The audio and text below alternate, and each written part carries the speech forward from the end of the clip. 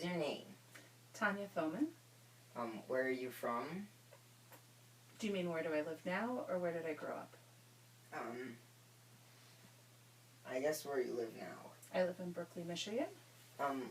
What type of community service have you participated in? More recently, I'm a part of a group of knitters that knits things for homeless people or for stillborn infants or for people going through chemo and radiation treatment that lose their hair.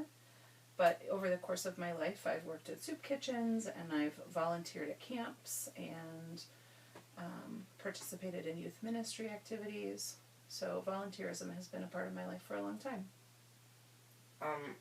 What role do you think volunteer work plays in building a community?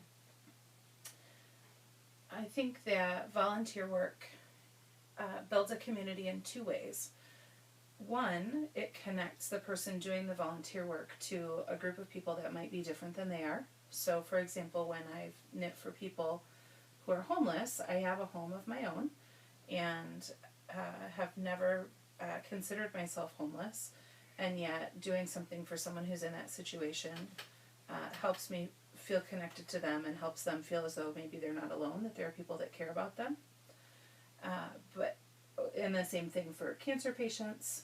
I've not had cancer, and yet it helps that person feel as though there's somebody out there who is sort of on their side and rooting for them.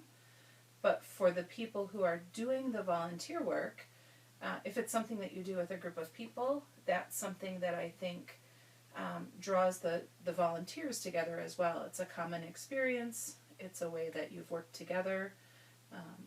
It helps you feel like you're making a difference in your community. Okay. How did you find your way to this organization or volunteer work?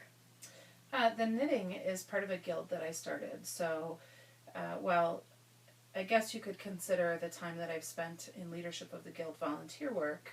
I don't really consider it community service, but when I moved to Berkeley, it was a way for me to connect with other adults who had a similar interest, and that was tough for me to find a community of people that shared an interest at first because I didn't have kids, so I wasn't connected to school the way a mom would be, and so it was really just work friends that I had for a while until I became a part of a knitting guild. Can you explain the purpose of this organization or volunteer work?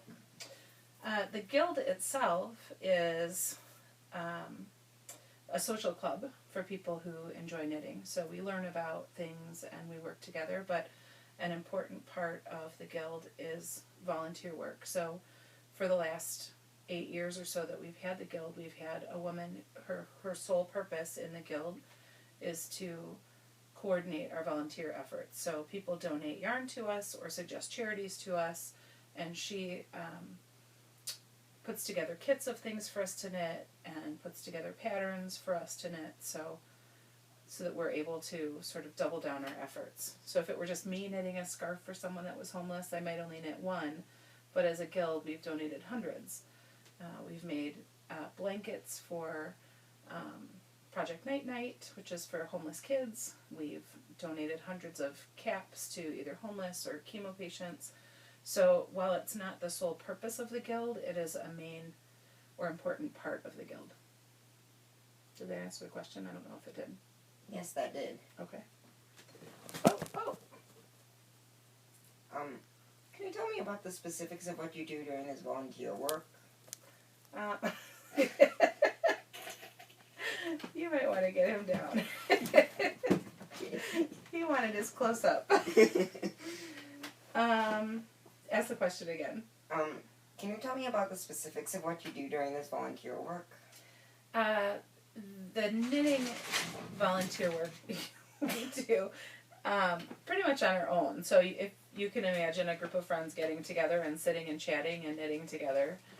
And then our charity coordinator, Judith, she's the one who collects them and washes them and makes that donation.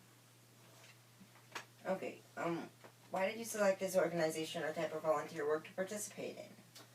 It's something that I enjoy doing, and it's something that I think is needed, and I believe very much that hand knit items or handmade items are special. So hopefully the people that receive them, it's not just a cash donation to help them out, but they know that I spent several hours working on something, that thinking about them and hoping that it helps them.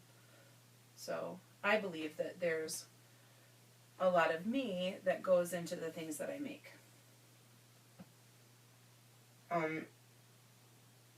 What lessons have you learned from your volunteer experience? That every effort, no matter how small, is important, that makes a difference. That anybody can find a way to contribute. And that it's an important part of being a community member, that we all need to help each other out. So hopefully, when I'm in trouble, if I needed something, that there would be people who would be willing to give their time and energy to me and help me out of a bad situation.